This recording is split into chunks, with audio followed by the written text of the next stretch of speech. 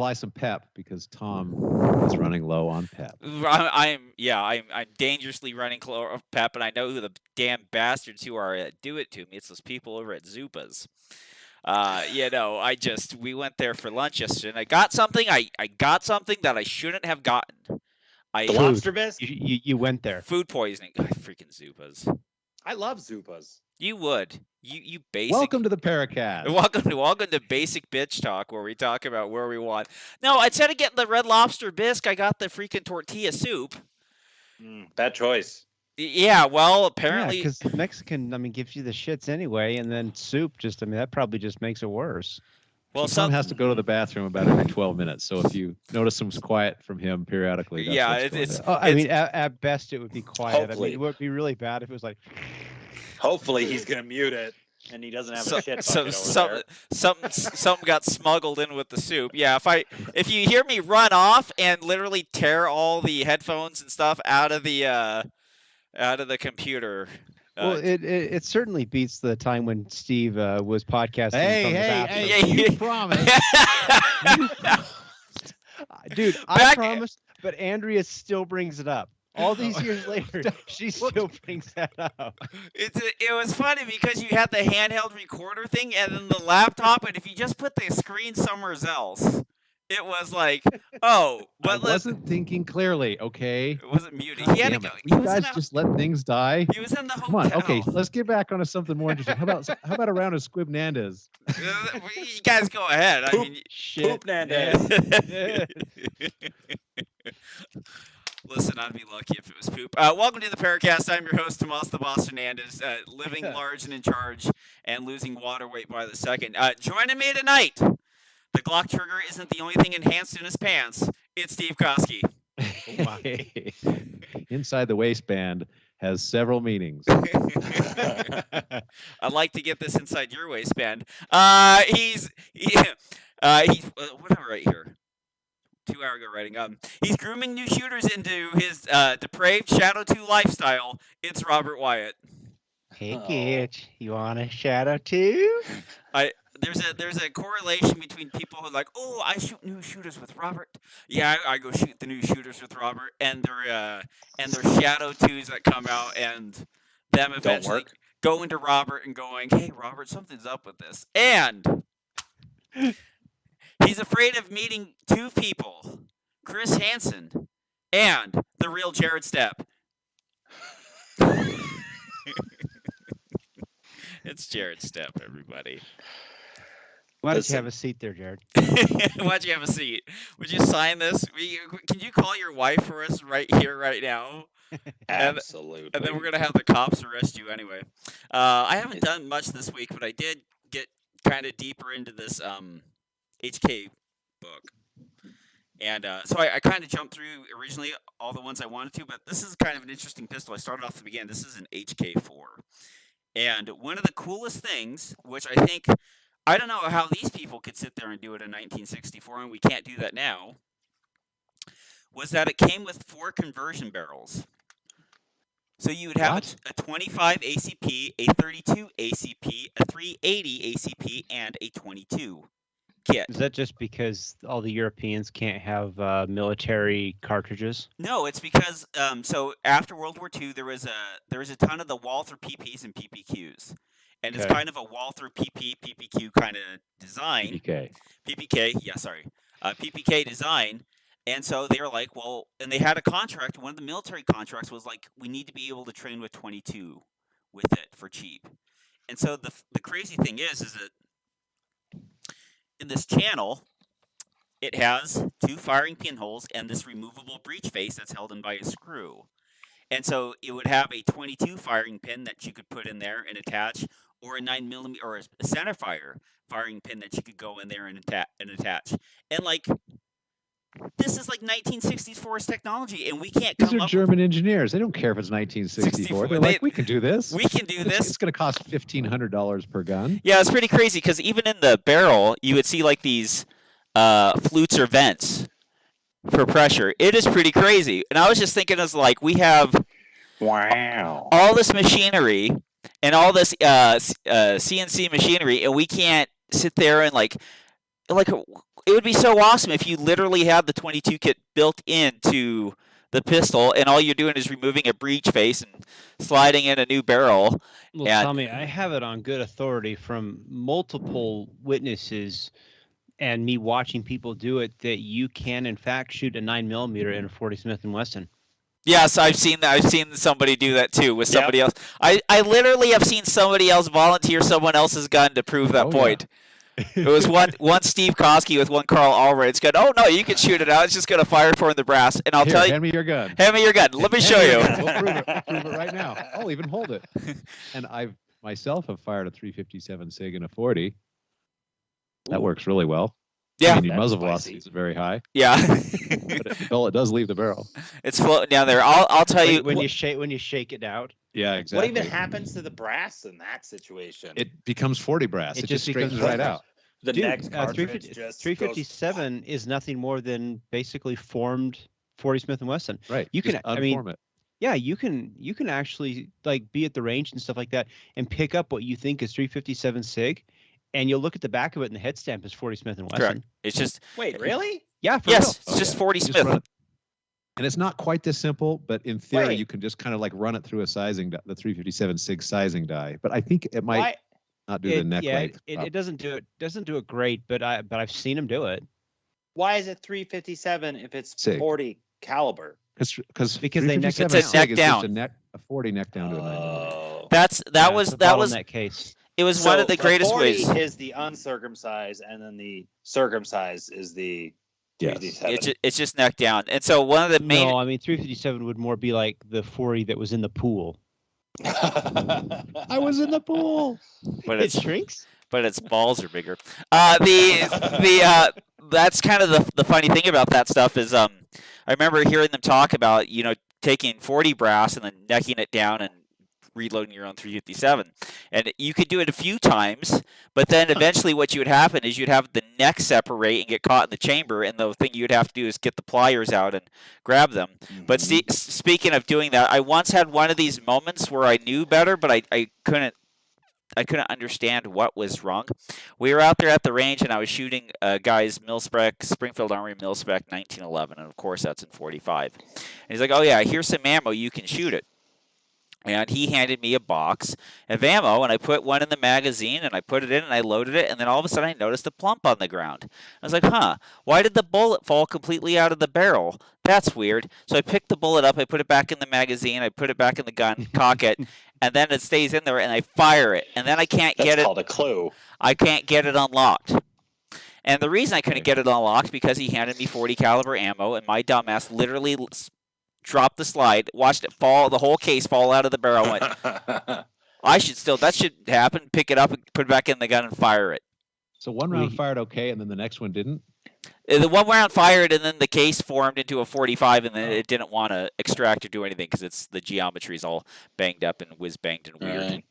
Yeah, So- we had a guy at the new shooter match. He fired 3 rounds before, because you can fire the 9mm in 40 and it will go off and everything like that, but it really won't eject the case. Won't cycle the gun. Yeah. Yep. Right. And so he fires the gun and he manually racks it out, fires it again, manually racks it out. The third time he did it, I actually was able to follow that brass, and you saw this like reverse trumpet of brass, and I'm like, we need to stop. Yeah. He's like, what? I'm like, what are you shooting? And he looks at it, he's like, oh, I brought the wrong brass. I brought the wrong bullets. Yeah, you did. I had a guy shoot about 9 rounds of 380 out of a 9mm, single shot style, just like you're describing. Yeah. And then I'm like, wait a minute, hold on a second. What's going on? Oh, okay.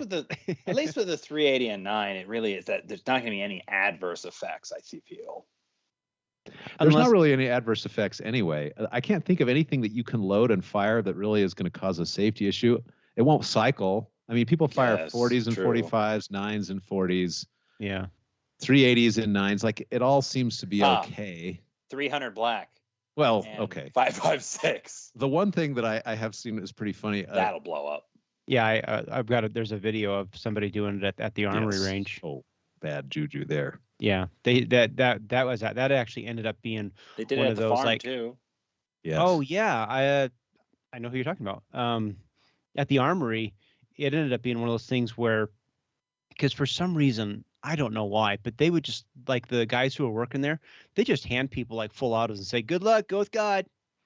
And these guys, they went back and they mixed them up and blew it up. They ended up having like this big meeting of like, okay, if you hand these guns out, you're going to be back there with them. Yeah. Didn't I think it would be common sense, but apparently not. Didn't Papa Murdoch kill his wife with the 300 blackout? Who's Papa Murdoch? The Murdoch trial. They just found him guilty from. I guess I don't know that Alec Murdoch just got found guilty of. I don't know that one. I don't know that one. Oh my gosh, this is weird because normally I'm the person that's disconnected from. Okay, so society, what happened? Some guy. Do you read about this in the newspaper? Is that how you know about it? No, it's all over the news. Oh my gosh. People in Time magazine. How can I start to explain it? So this high-powered lawyer in South Carolina killed his son and his wife a year and a half ago, and almost got away with it. Well, he didn't. He got convicted this week. Jeez. And there's been some other murders and deaths involved with his family. But when you're a high-powered attorney in a Smallville, South Carolina town, you can get away with a lot of stuff by throwing your weight around. So what? But he killed his son with a shotgun, and then he killed his wife with a 300 blackout. Wow, that's got to be the first person that's ever died domestically with a 300 blackout, because I didn't think anybody shot that thing anymore, except for me. Interesting.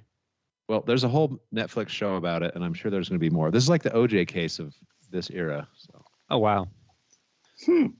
Interesting. So what did you do this week, Steve? Well, about all I really did was I did some reading on the new USPSA rules, and I read the whole change log, and the things that seem, maybe I'm missing something, but the interesting changes are that long courses in level 1 and 2 matches can now be more than 32 rounds, if I'm reading that correct. At level 1s, they've always been able. That's always been a thing. Oh, okay. It doesn't seem to read that way, so maybe I just you can do it. You can do 30. You can do more than 32 rounds at level 1s and level 2s, but not level 3s. Okay, so they just cleaned up the wording then. Yeah.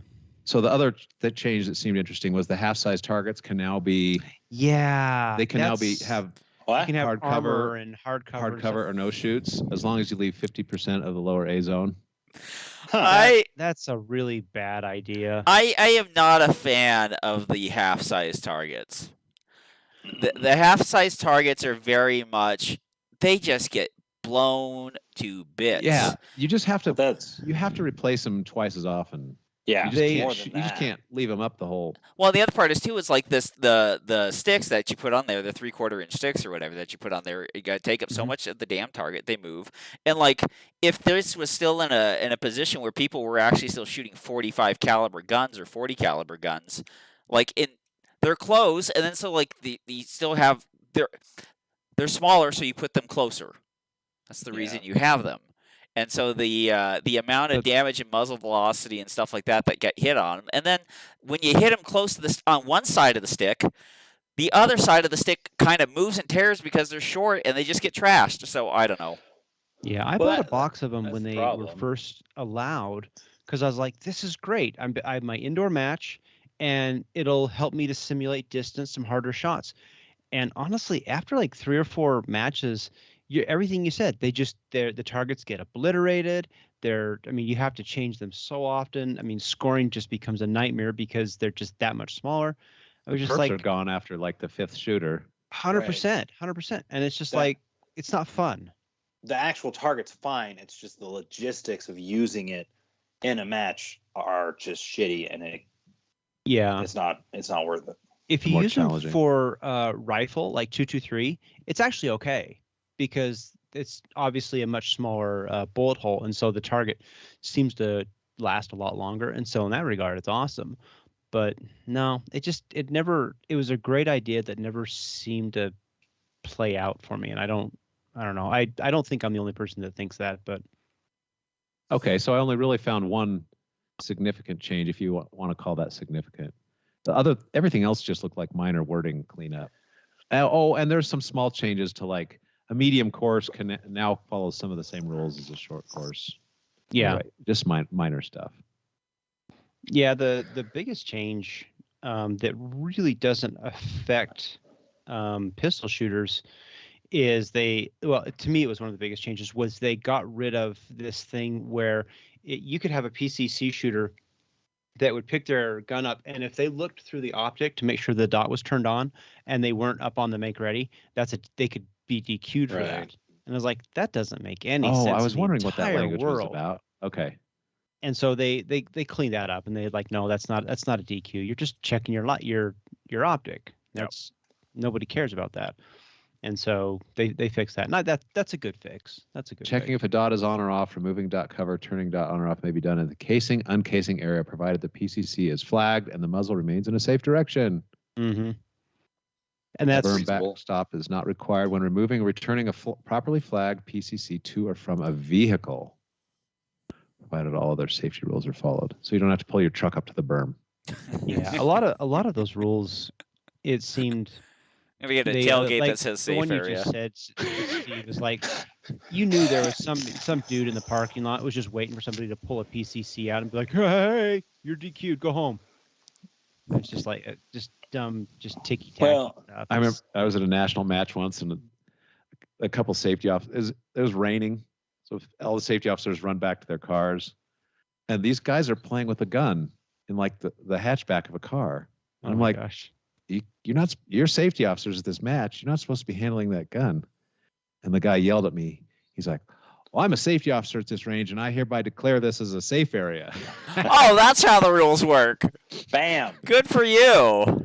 Suck on that, Steve. It's not me. Bad as Robert's rule. The last time me and Steve when we sat there and did that IDPA match, we're sitting there and we're literally watching some guy with his P320 with his SIG shirt on and his Gucci belt, literally, because Slipsa has a lot of benches that aren't safe areas, and he's of course out there playing, and they're like, hey, that's not a safe area. Literally 1 hour later, that guy falls and muzzles Tom Nelson with his P320 as he's swimming to get his balance. And then it's just like, karma could have saved me earlier. Like, if I had died, we couldn't have done it. So, I don't know. Tom, while you were gone, we had a brief recap of the Murdaugh murders. Have you heard of this story? Yes, very much so. Robert and Jared have not heard of it. We're going to have to talk about the Murdaugh murders next week because they have never heard of it. No, my firm thing is he's not guilty. Why? No, he is guilty. Okay, he was sentenced to guilty. Well, we've established that the juries now aren't exactly good anymore. So, but tell me what you think. Because I know nothing about this, so I very much. I of course listen. I am a big fan of the podcast Reasonable Doubt with Mark Garagos and Adam Carolla. And Mark Garagos is a very famed defense attorney. And one of the things that's very interesting to hear in the Alex Murdaugh murders of his wife and his kid. Murdaugh, for anyone. Businessman, opioid addict, like not shooting up opioids, but pill addict, and was chronically embezzling from almost everybody that he was doing business with. In fact, the term that you shall now hear is "you shit me up" or "I shit you up" as a term for screwing you over. That was a big thing in the case. But he comes home one night, so his OnStar doesn't show him at the area of the crime. It shows him away from the area of the crime. His son and his wife were killed with a 12-gauge shotgun and a 5.56 rifle. In 300 blackout. Yeah, in 300 blackout. They were shot from a lower position than he would be standing firing at them, and they're basically shot at the same time because there was no sign of like them fleeing. So do I find it capable of a guy to do that? Yeah. Fine. If you're smart enough, you could sit there and plan the murder. But it literally sounds like a guy who owed a lot of people money, and they shot up his family for it. It's very possible that he did it, and he's guilty, and that's it. And in the court found him guilty.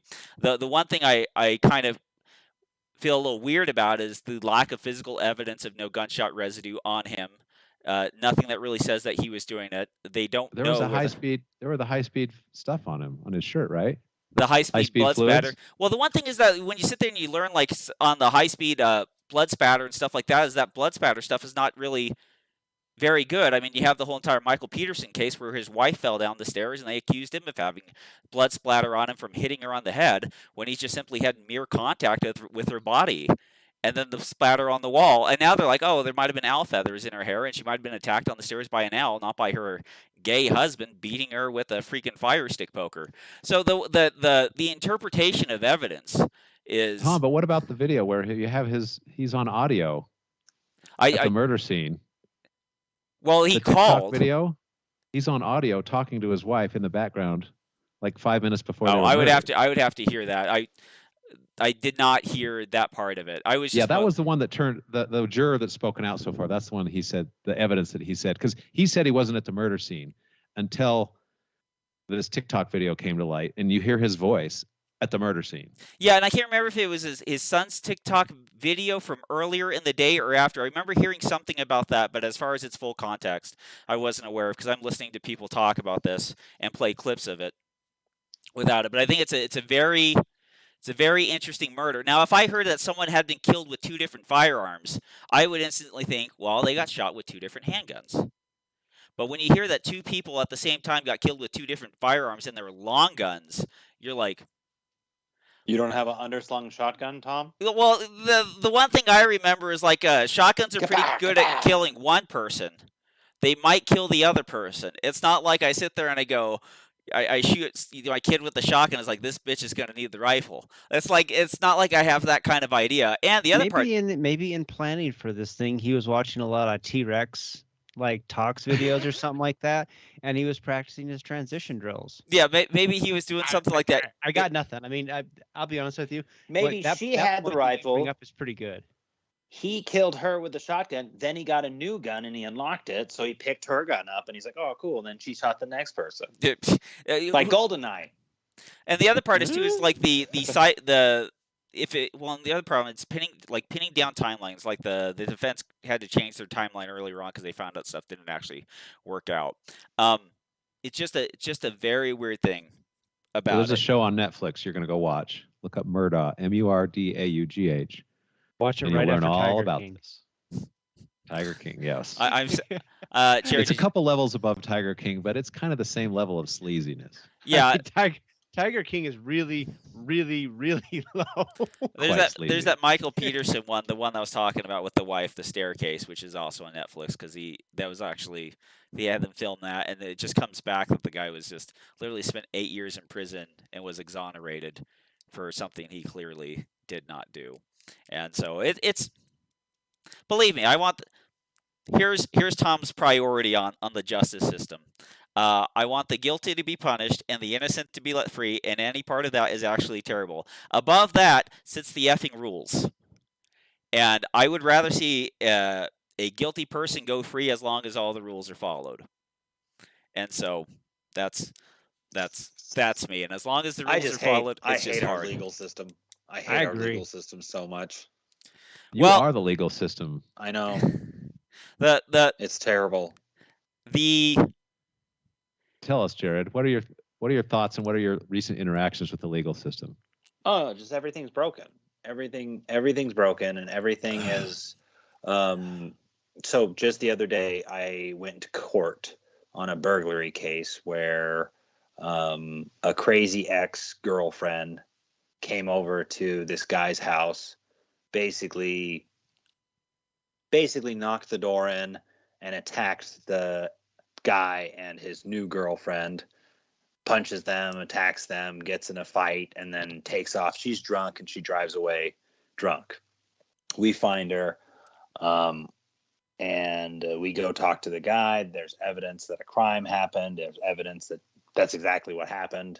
Like, it has her. We have text messages from her saying they're talking shit back and forth, and then she says, "All right, bet I'll be over there in 5 minutes, then we'll fight. And I'm here. Let's do this, bitch." Like, it's obvious this is what happened. She doesn't even deny basically what happened. And so it's this whole thing. And then we have to, as cops, we have to write the report. We have to do all the paperwork. We have to do all this stuff all to get the whole thing processed. And then once it's all processed, it gets sent to the DA's office. The DA's office determines whether or not they agree with the officer.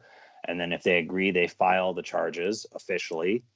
Which means is the complainant a specific color or political party? But then the next step, though, is you have to go to a prelim where the DA's office has to show the case to the judge and say, listen, judge, these are the basic facts of the case. They give you a general summary to the judge, and the judge will either say, yeah, I think there's enough, or nah, I don't think there's enough. And then from there, it can go to quote unquote trial, but realistically it gets put off and put off and put off and motion and motion and motion and motion and motion. And literally I go to court for stuff 1 to 2 to 3 years after the event. Yeah. And by that time, in order for the case to be actually prosecuted, we need to have everyone involved show up. We need to have the victim show. You need to have the witnesses show. And if you don't have those people show, you need to have the suspect show. You can't proceed with the case. So guess what? Oh, after 2 years, these two people, one, they've already, quote unquote, made up outside of the court setting. They've already went their ways. They don't even care anymore about the case. Is this guy going to try to take a whole day off of work? Because that's what they tell you to do. It's going to be a bench trial or a jury trial, and you should expect at least an entire day. So you need to take an entire day off work to come testify at a case where we don't even know if the suspect's going to appear. We don't even know if the other victims are going to appear. We don't know if the witnesses are going to appear. And then you have all this crap. We don't even know if the cop's going to appear. And then if everything comes together perfectly, it never does. The amount of times that I've actually gone to court, it's got to get plead down to something else, because why go through the rest of the time? And that's what happens every single time where I've actually gotten to a quote unquote jury trial where they're doing jury selection. They do a plea with the other party before it even goes. I literally, in 8 years, have never even done a legit jury trial or anything. Everything is either tossed because victims no longer want to cooperate because they say, well, look, this happened 2 years ago. I don't even care about it anymore. I don't want to deal with that crazy bitch ever again. I'd rather just fall back in love. I just want to go on with my life. I don't want to talk to her ever again. So they'd rather just not come to court, and then they'd rather not do this. And these are the cases that actually go to court. These are the cases that actually get reported and are actually prosecuted. There are so many more that don't even get to this point. So this is the end. This is the end. Yeah. And the amount of actual prosecution and successful stuff that happens at the end is pathetic. And it's infuriating for us as law enforcement because we put all this work into this process. And 99% of it doesn't reach the conclusion. I'd say even more than that. But I think ridiculous. Following the process, I think you can take some heart because following the process is achieving some level of justice. I mean, it's not finally arbitrated by the bench or by a jury, but there is some level. I don't think the jury. I don't think the juries are unbiased anymore. I think jury's unbiased. Everybody comes in. Every single one of those things go in with a predetermined conclusion. Most actually are bench trials. Most are bench trials where it's they just go before a judge and they explain shit, and the judge will be like, "Meh," or the judge will say, "Nah." The number of jury trials are just hilarious. Like the last jury trial I went to, which again got canceled halfway through, we were in juror selection, and juror number 3, it was hilarious because he brought a book and he was reading it, had it up in front of right here up by his face so everyone could see it, and it was titled "The Subtle Art of Not Giving a Fuck." And he's like, "Don't select me," just raising it up in the air. And then you have that's when you just ask, can you tell me about jury nullification? That's what Mark Garrigo says. The people that you end up in jury selection we're not smart enough to get out of jury selection. Oh, okay. Right. So have you guys ever actually served on a jury? I got called in. I got interviewed. And this was when I was like 22 years old. So I'm just sitting here like playing Snake on my Nokia, just like whatever. And then we got till after lunch, and then the judge comes in and goes, we've come to an arrangement. You guys are all dismissed. And I was like, Yep. Okay. My wife served on a jury trial where some 22-year-old guy molested some kids, and they ended up convicting him. Yep. Wow. Well, And it was a life-changing thing. Like, she went to court 4 or 5 days in a row, heard all this testimony, deliberated, just like on TV. Yeah, it's I've had like 3 or 4 like jury notices, and I've never responded to any one of them because there's some fluke in the system where they have my name spelled wrong. And because that's not my name, fuck him, I ain't going. I never received any mail. That wasn't for me. That was for Robert R. Wyatt. that was for Robert Wyatt. Robert. There's an R in my name. I'm Robert. Robert is not here. I mean, this is the legal system we live under, and by gosh, I'm going to hold them at that. That's fair. Well, it's the knowing that the process that sits there and actually takes place, and it actually gets put off, and people are. The funny thing is like when you have a situation like you're having, Jared, of course you would want the justice that you would want out of the situation, but it's very funny that it ends up being in the person who is the complaining witness who actually, in that kind of case, kind of determines whether or not what they care about it later on, whether or not they want to go through it. And as the great Thomas Sowell says, is there a better way of, like, you got to ask yourself 3 systems. Is there a better way of doing it? 1, that's it. 2, how does it compare to systems that actually exist, not systems that we can just make up out of our minds and that are fanciful or utopian? How does it exist to that? And then 3, what is the evidence that we have that it's broken? And what are the actual statistics and studies of it that's broken? And so, like, when you have to, and every problem should be addressed in that manner. When you actually address that problem, you realize, like, oh wow, there's a lot of good things, and it's just like, especially when you're handling something that you find to be very frustrating in the middle, like package delivery, and then you ask yourself those questions. You're like, we're UPS doing a fucking good job, we're just, until I come up with the Goku teleportation to every house, I'm pretty happy. Step, your class. Did you talk about that? Yeah, I did another class this week. So that was nice. It was fun. It was successful. Had 21 people sign up, and 18 or 19, I think, showed up. Right on. And so it was good. It was actually no, 18 showed up, but it was good. It was enjoyable. This is Jared's half-day speed shooting. Yep. This was a 4-hour class, basically, of how to properly grip a firearm, and then we do a variety of drills to essentially test that and work on trying to build up an actual correct grip. And then we just work on that a lot. And we do that by doing a variety of different drills, but essentially it comes down to doing bill drills. Then we introduce movement as well. And then we introduce practicing on transitions through Blake drills. Then we do moving Blake drills.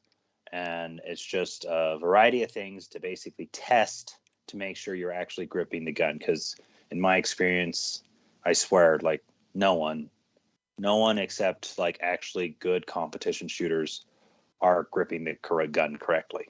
Yep. And True that. It's funny, and then when you switch guns, I mean, I'm not saying that your grip wildly changes, but it's funny what kind of timing and return level you need, and how much that grip kind of plays that when you switch into different guns.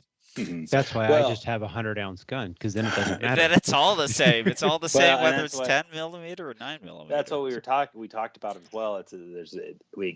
I went into this last class. They were asking questions about different guns and blah blah blah, and it just comes down to mechanical advantage. Certain guns are going to have mechanical advantage over other guns. A heavier gun is going to have a mechanical advantage over a lighter gun. That's just basic science. That doesn't mean you cannot shoot a light gun well. That doesn't mean you're going to shoot a heavy gun well. Yep. It simply means you're going to have to do less physical effort to shoot a gun with a more mechanical advantage. And so, yeah, shooting a staccato, it might be quote unquote easier. It might be quote unquote better.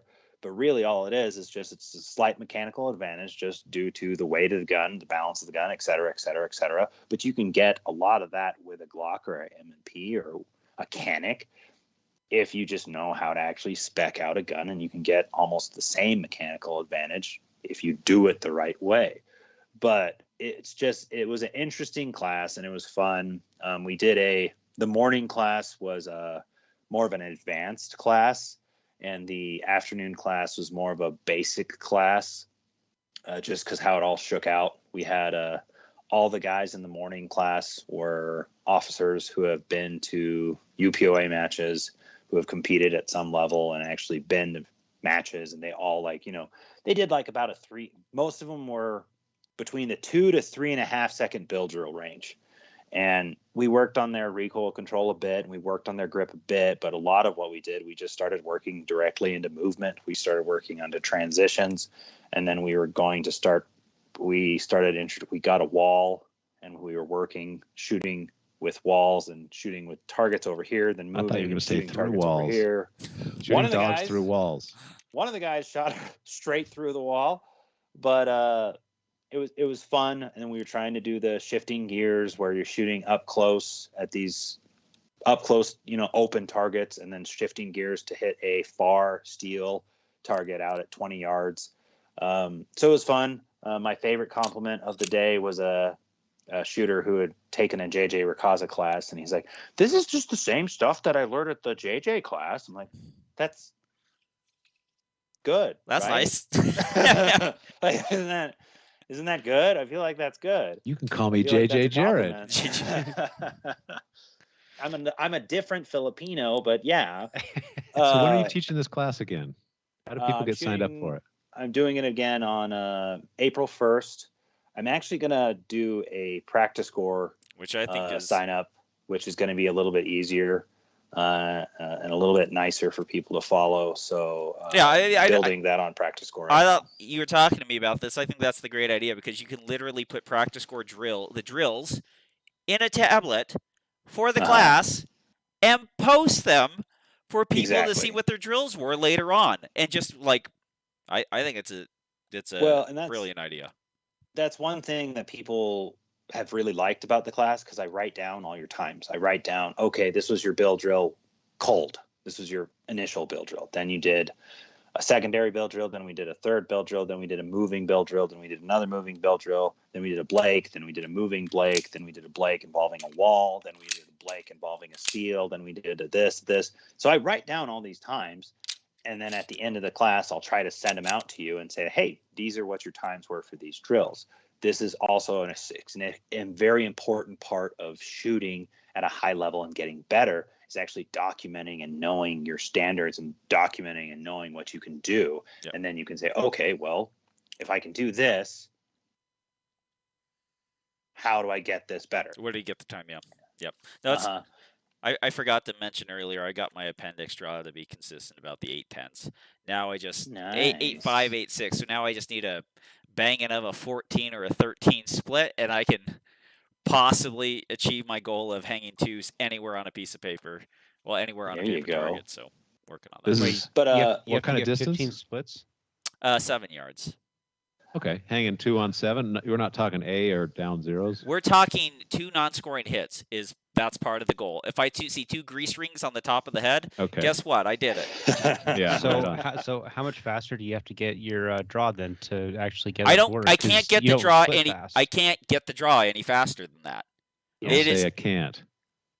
It is very, very difficult to get a concealment draw done in that time consistently. Come on, how to split faster. Lenny McGill it has to be ripping sixes. Yeah, people can appendix. Faster. People can do crazy appendix. You're not going to get the gun up to your line of sight. You're going to have to fire quicker. People can do crazy appendix. The problem is with crazy appendix is generally they have the very short shirt.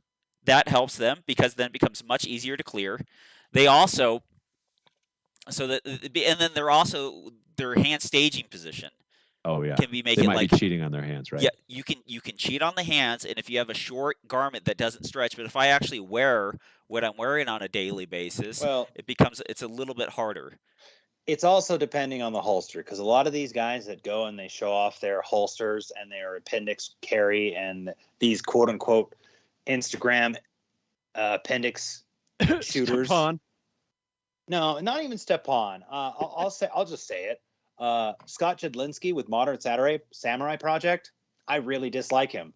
I've taken his class before, and it was just party tricks. It was circus tricks, and he was just, I don't know. I wasn't impressed with him as a shooter, and just in general, I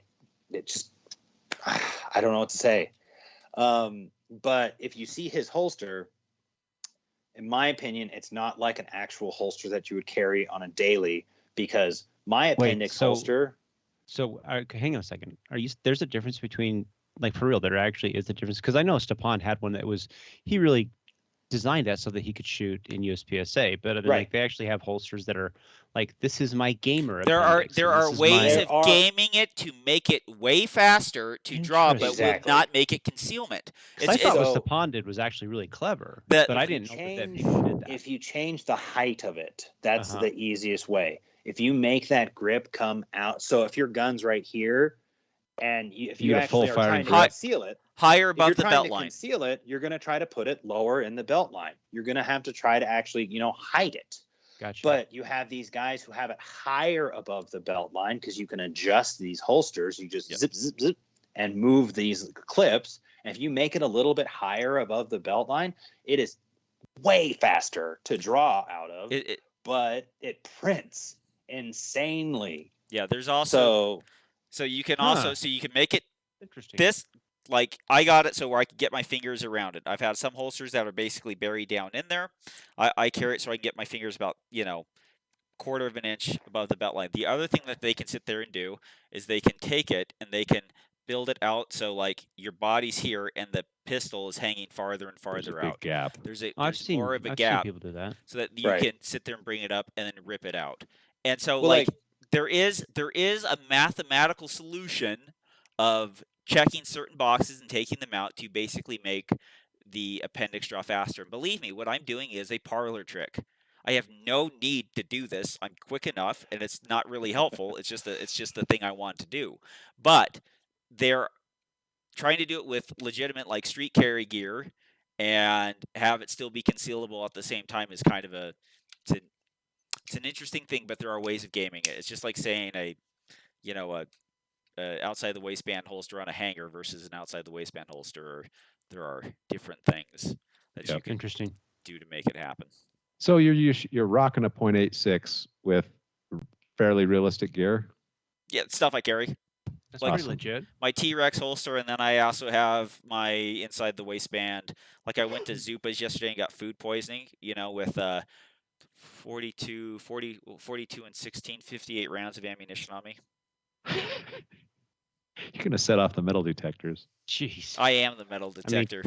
I roll around town with an LCP-22 that has 10 rounds of Stinger in it. So, yay for me.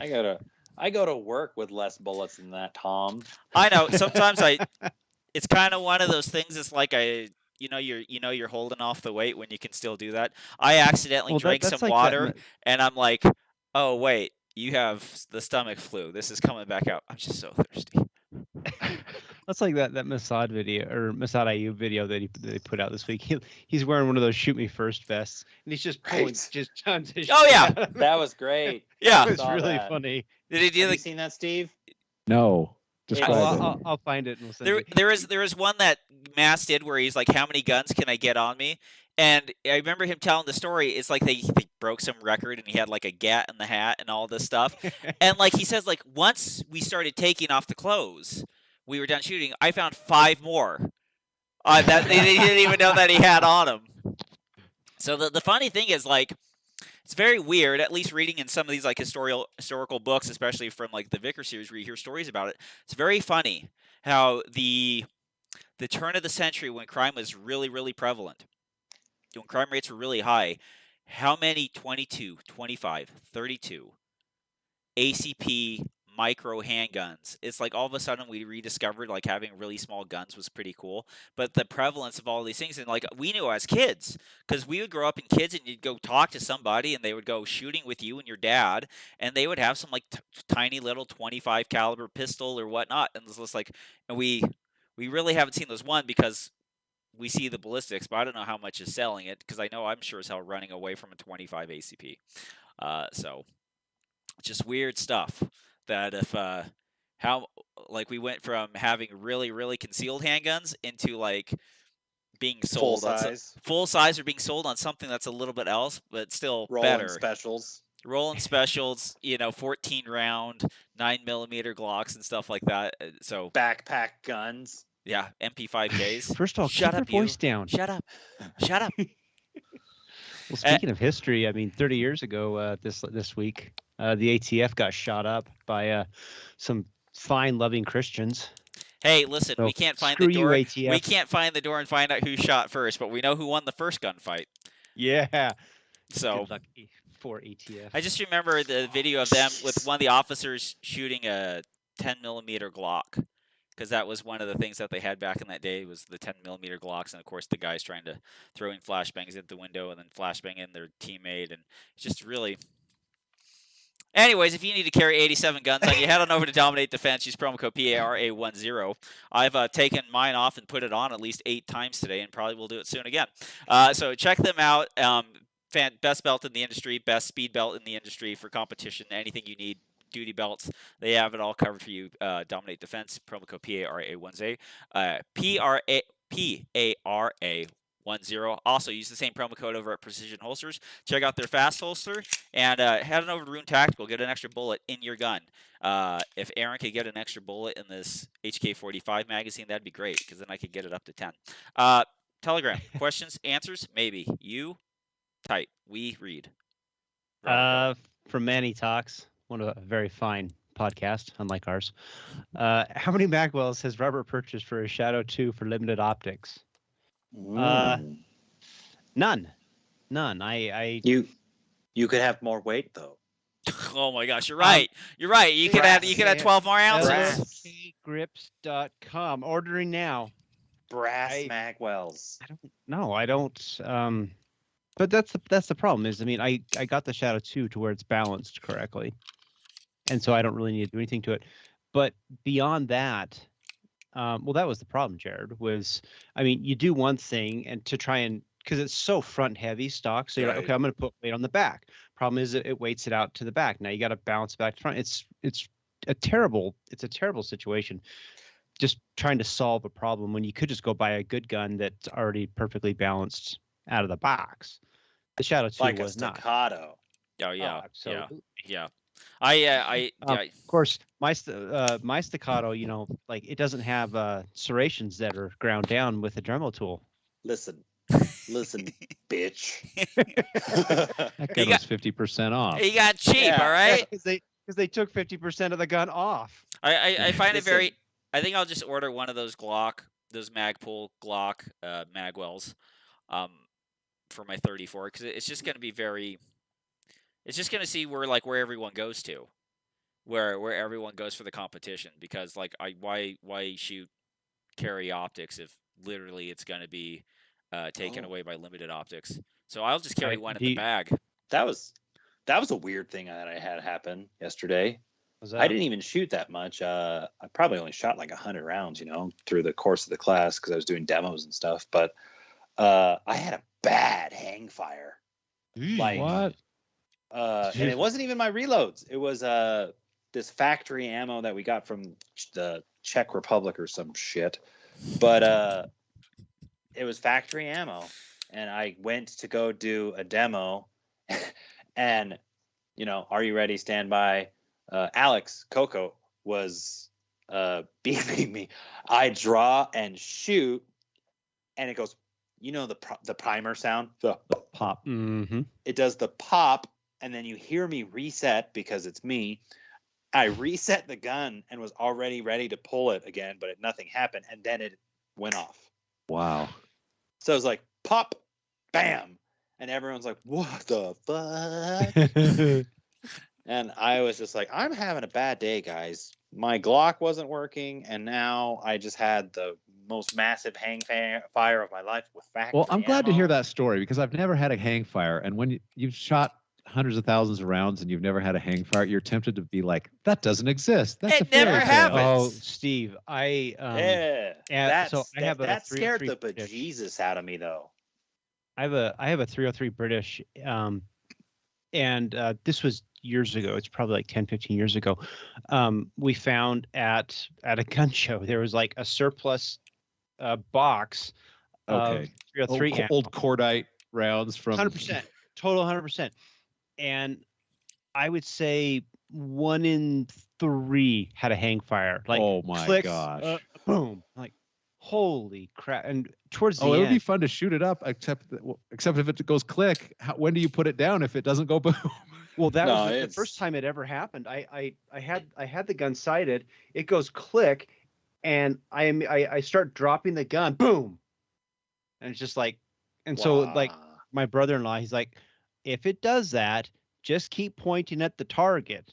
And yeah, That's called terrible, a feature. Terrible ammo.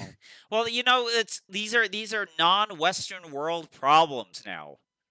Yeah. Like if you go watch footage of people in the Middle East and in India and in Africa shoot guns, you will run into videos of people having those kind of sporadic hang fires. You go on the Instagram Reels and look at ammo manufacturing. You'll literally see guys with a bucket full of powder scooping 7.62 by 39, putting a bullet on it and ramming it on the press, putting it in a bucket, scooping it again and doing it. It's just like you once again, capitalism has solved the problem of the hang fire on this side of the world. All the rest of the stuff, let's just send to the Ukrainians. They can have whatever's left. Well, they got those. They're shooting up stuff that Germany was sending them for MG42s. You see the videos of guys literally standing in 6 inches of brasses and casings from MG42s because that 8mm was still sitting there and prevalent, and they just run it through. Well, that was the funny thing. There's videos of the Russians with Thompson machine guns. Yeah. Because, I mean, we sent that stuff over to them under that whole Lend-Lease thing back in World War II. And so they're obviously scraping the bottom of the barrel if they're pulling out 45 ACP to go storm the castles of Ukrainiaville. Yep. All right, next question. Next question from the Coco himself. What drills do you practice for shooting into and out of a position? I like the moving Blake drill. I hate you so much. I mean, there's ways that you can set it up as almost like a shuttle run. I mean, if anyone played sports or PE, you'd have the shuttle run over here, pick up something, run over here, put it down, pick it up, put it down, pick it up, put it down. There's stuff that you can do like that, but you can literally set up different targets at different sticks at which you could start. So you can start at a start position, run to this stick. At this stick, you shoot this target. The next stick, you might shoot a target at a 90 degree. Yeah. The next stick, you might come over. The best thing, however, is to have walls. And I have the Path of Focused Effort, the Charlie Perez book, and it doesn't actually have a very specific point on shooting into position, but he has like 3 or 4 different chapters on how you would address shooting into the position, when to break your grip on the gun, how to start posting up, how to start addressing targets when you come into position. So that would be worth the $30, I believe, off of his and read it. It's a great book. Brett really helped me a while ago start to figure it out. And we actually used the jailhouse bay because you had the 2 ends. So essentially 2 walls, right? And you have your shooting area. You have a wall on the left, wall on the right, and you set your targets up so that as you're shooting into it, the closer so you have one target that's like very available, and the closer you get, the second one is kind of peeking around the corner, and then the third one is you actually have to be in the position. So the goal is to be, as you're slowing down, shoot, transition, shoot, and by the time you're stopped shooting the last one, and you start on both sides, right? So you'll start on one side and you'll shoot the deep one and then start backing your way back out. Sorry, I know I'm doing this on camera, which makes no sense, but you start backing your way out. And a lot of it for me was just getting into the habit of feeling that movement because you always think that you're moving. You're like, oh, I'm moving. Then you watch the video and you're like, dude, you drug your foot for half an inch. Well, the other problem with shooting on the move is that doing it correctly does not feel right. Like if you're running and slamming on and feeling like you're really putting in a lot of effort, that seems great. It's like automobile racing and taking a corner. Power sliding through a corner may feel like, man, I'm really hauling ass here, but the real thing is literally to straighten out the corner as much as possible. And so that, like, literally to straighten up the corner shooting on the move is bringing the gun up and having it aimed in much earlier than you think it would be and being settled in, so as soon as you hit that spot or can shoot it, you can fire it. But a lot of us, it becomes the sprint to the next position, and then I'll slam on there, throw up the gun, and start trying to shoot. And it became very guilty. It becomes very difficult to do it right because it always feels right. Dave Blanton actually, we actually shot Area 4 together a couple of years ago, and he pointed out exactly what you're saying. Basically you're running to a position and then you shoot. You don't actually start shooting until you are, until you're actually there and posted up.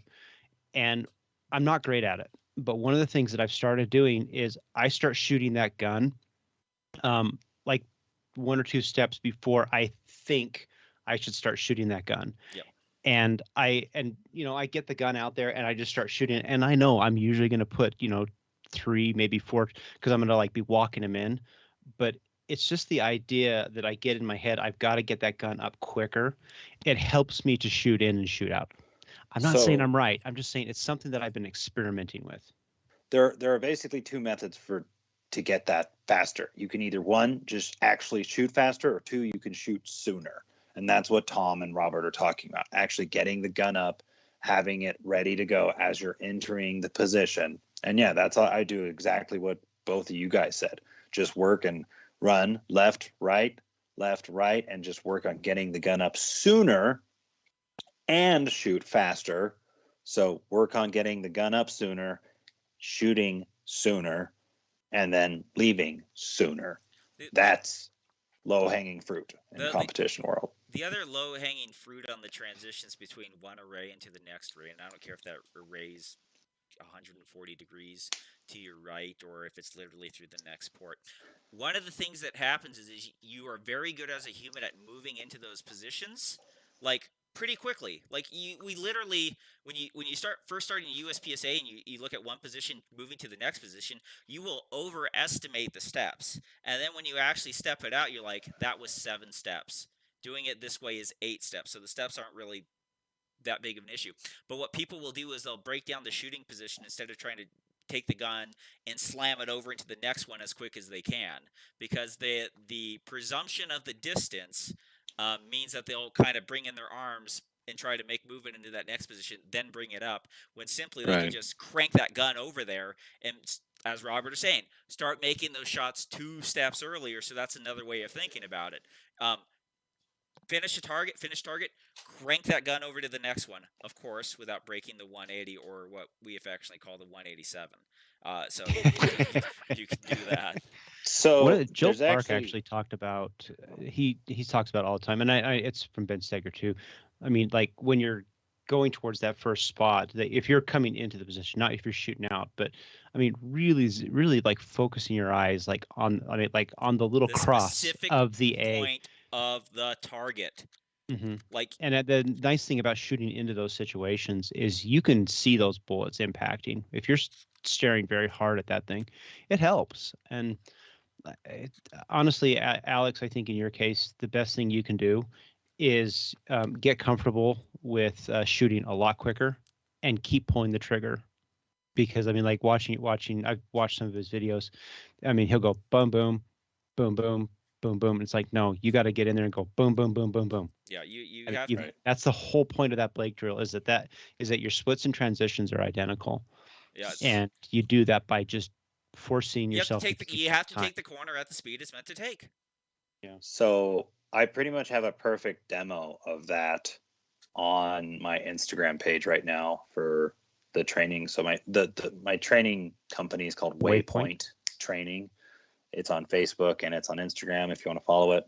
But on Instagram, and I think it's actually cross-posted on the Facebook, I have a perfect example of that, where there's 3 targets, a wall, and then 3 targets. And essentially, you have to shoot.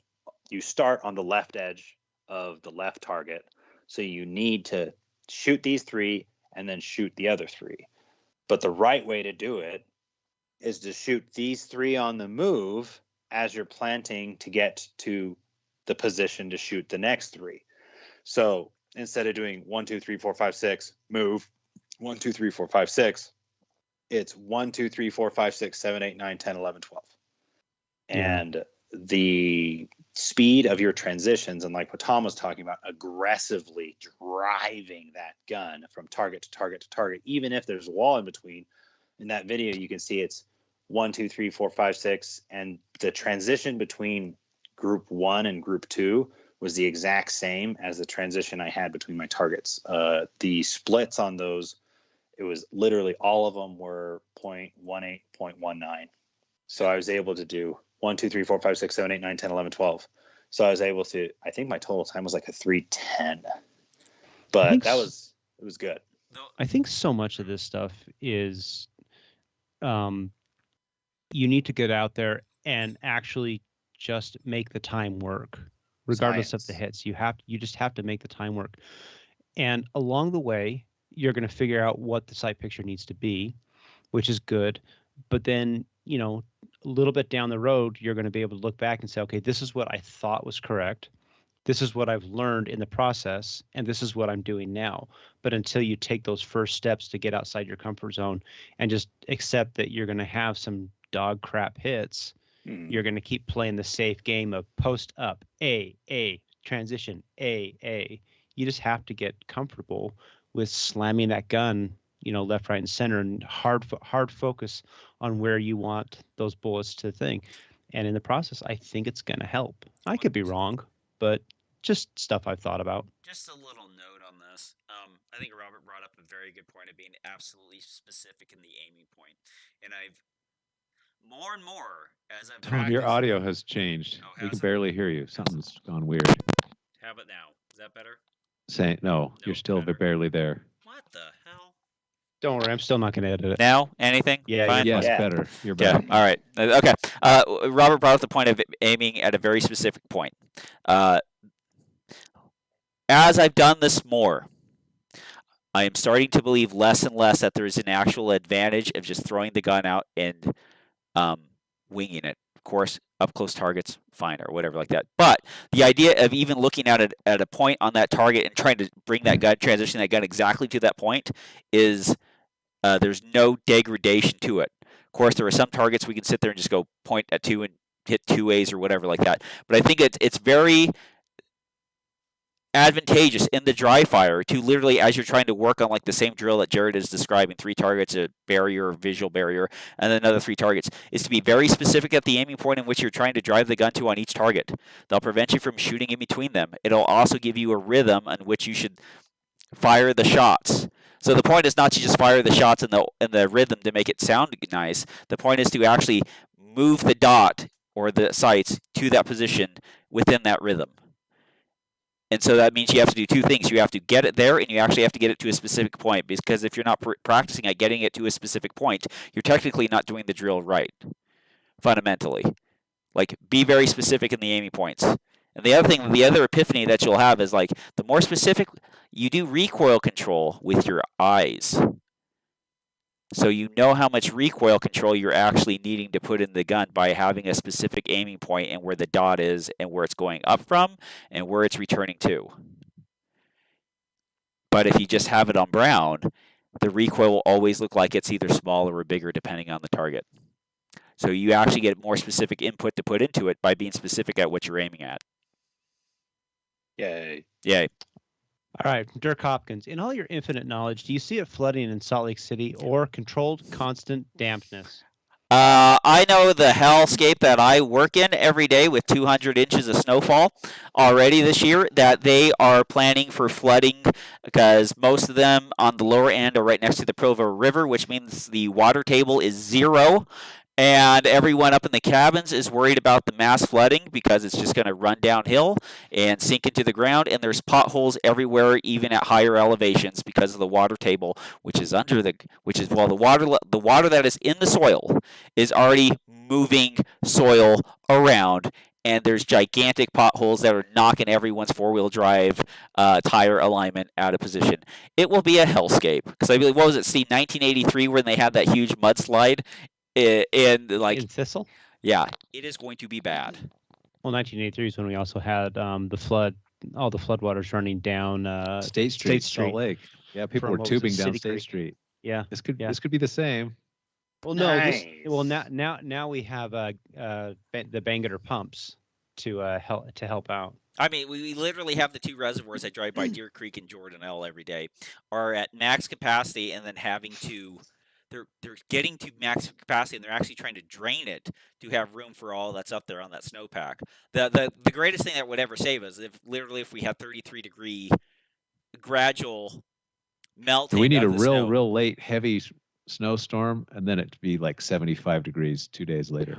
Well, that's what happened in 1983 was it became unusually warm and very, very quickly, and so you had all this water that came off of it. The thing that I was reading an article talking about how the things they're trying to do now is to, in advance, attempt to mitigate some of these things. So they're letting the reservoirs and the rivers, they're letting those things bleed off a lot quicker, so that they can try to deal with some of that incoming snow melt that is going to happen.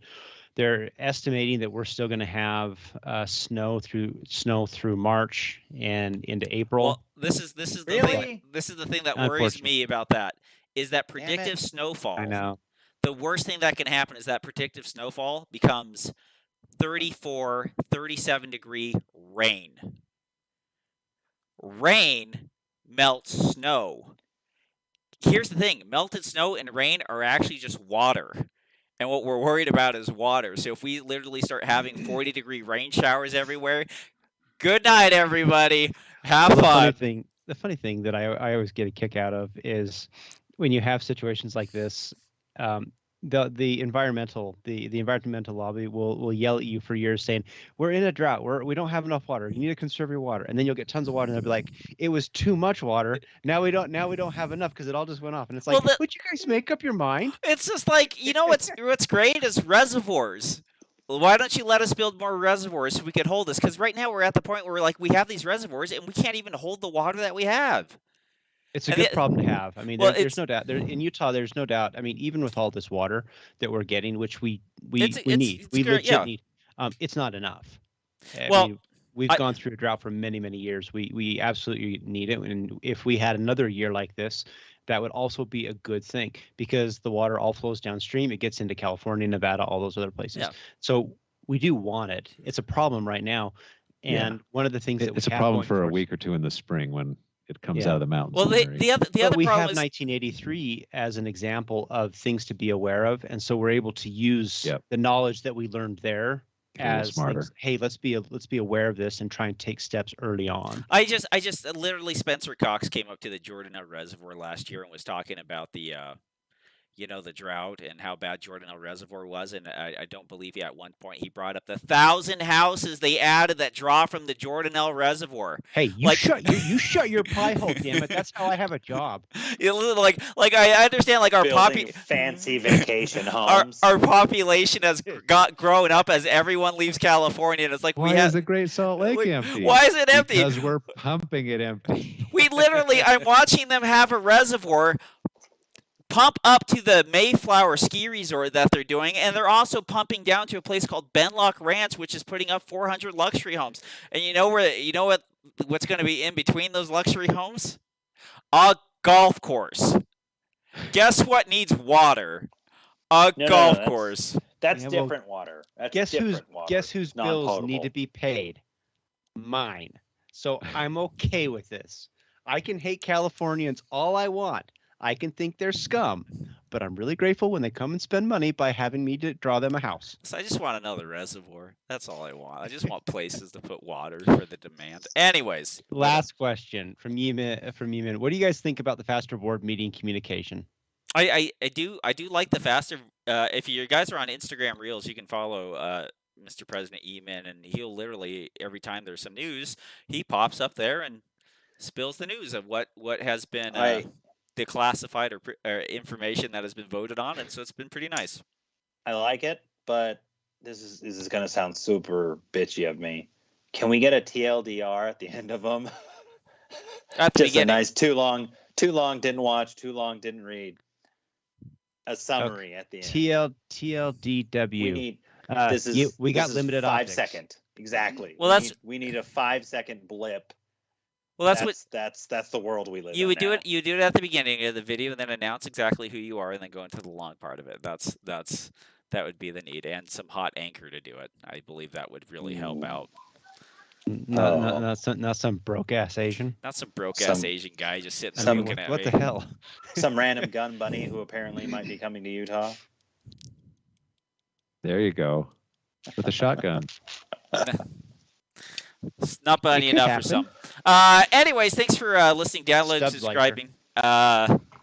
Oh, that's great. Thanks for listening, downloading, subscribing. We appreciate you guys doing that. For Steve Koski, Robert White, Jared Stepp, I'm Tom Nelson, bidding you peace, love, and soul. As you depart into the open waters of the Sea of Life. Sorry, water and me aren't mixing. Open waters of the Sea of Life. Open water, the sea of the toilet bowl. Tom versus George Nelson. I wish. On the podcast we like to call the PARAcast. Hasta la vista, baby. Good night, everybody. Doot. Don't trust a toot. Been betrayed too many times.